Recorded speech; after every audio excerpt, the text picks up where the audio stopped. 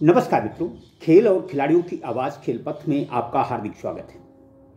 मित्रों, एक तरफ देश के प्रधानमंत्री नरेंद्र मोदी योग को वैश्विक पहचान दिलाने की कोशिशें कर रहे हैं।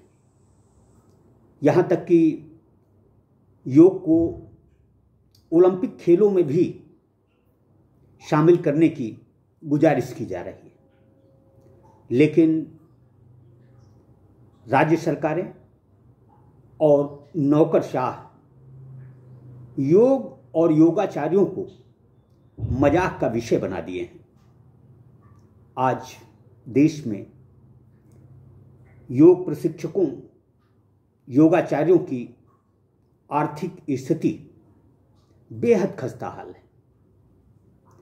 बिहार हो, उत्तर प्रदेश हो या मध्य प्रदेश या राजस्थान, हर जगह योगाचार्यों को तकलीफ का सामना करना पड़ रहा है। कोविड महामारी के दौरान योग प्रशिक्षकों ने भारतीय आवाम को स्वस्थ रखने में, उनका जीवन बचाने में महती भूमिका का निर्वहन किया था। आयुष मंत्रालय ने योग प्रशिक्षकों की स्वास्थ्य सेंटरों में तैनाती की एक अच्छी पहल की थी, लेकिन उस पहल और उस अच्छाई को प्रदेश की सरकारें और नौकरशाह न केवल उपेक्षित कर रहे हैं, बल्कि सम्मानित योग प्रशिक्षकों को परेशान करने का कोई मौका जाया नहीं कर रहे हैं। देखा जाए तो बिहार में सम्मानित योग प्रशिक्षक को एक सत्र का 250 रुपये पारिश्रमिक मिलता है। मध्य प्रदेश में 1400 से अधिक योग प्रशिक्षक संविदा पर रखे गए। उन्हें कट पिट कर बमुश्किल 4800 रुपये मिलते हैं। इसी तरह से उत्तर प्रदेश में पूर्णकालिक योग प्रशिक्षक को जहां 27,000 रुपये मासिक मानदेय मिलता है, वहीं अंशकालिक योग प्रशिक्षक को सिर्फ 8,000 रुपये मासिक मानदेय दिया जाता है। इतना ही नहीं, उत्तर प्रदेश में महिला और पुरुष योग प्रशिक्षकों में भी विभेद है। जहां अंशकालिक पुरुष योग प्रशिक्षक को 8,000 रुपये मासिक मानदेय मिलता है, वहीं महिला योग प्रशिक्षक को सिर्फ 5,000 रुपये मासिक मानदेय दिया जाता है। सवाल ये है कि महिला और पुरुष में यह विभेद क्यों?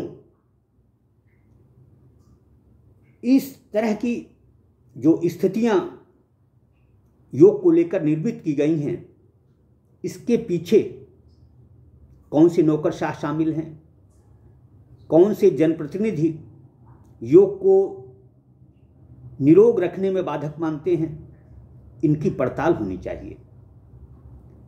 क्योंकि ये लोग न केवल योग के साथ, बल्कि सम्मानित योग प्रशिक्षकों और योगाचार्यों के खिलाफ भी अच्छा नहीं कर रहे। महंगाई के इस दौर में योग प्रशिक्षकों को जिस तरह से आर्थिक तंगहाली का सामना करना पड़ रहा है, उससे यह योग प्रशिक्षक आखिर कैसे कहें कि योग निरोग रखने में सहायक है। दरअसल जिस तरह से देश के सम्मानित योगाचार्य मानसिक अवसाद की स्थिति से गुजर रहे हैं, उसे राष्ट्रहित में कतई उपयुक्त नहीं कहा जा सकता।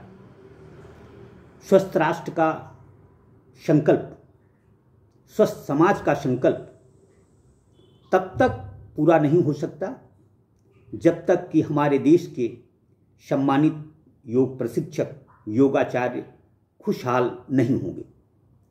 हुकूमतें योग को शिक्षा में शामिल करना चाहती हैं, लेकिन जो योग प्रशिक्षक हैं उनकी कद्र नहीं हो रही। उन्हें इतनी दूर भेजा जाता है कि जो पारिश्रमिक मिलता है वह किराए भाड़े में ही खर्च हो जाता है। बिहार, उत्तर प्रदेश, मध्य प्रदेश, राजस्थान, कहीं की भी स्थिति ताली पीटने वाली नहीं है। आखिर योग प्रशिक्षकों को बदहाली की स्थिति तक पहुंचाने वाले लोगों को केंद्र सरकार की तरफ से हिदायत क्यों नहीं मिलती? योग प्रशिक्षकों के समान काम समान वेतन पर हुकूमतें ध्यान क्यों नहीं देती? कई ऐसे सवाल हैं जिनका जवाब हमारी हुकूमतों को न केवल देना होगा बल्कि सम्मानित योग प्रशिक्षकों के जीवन बसर के लिए भी ठोस कदम उठाने होंगे।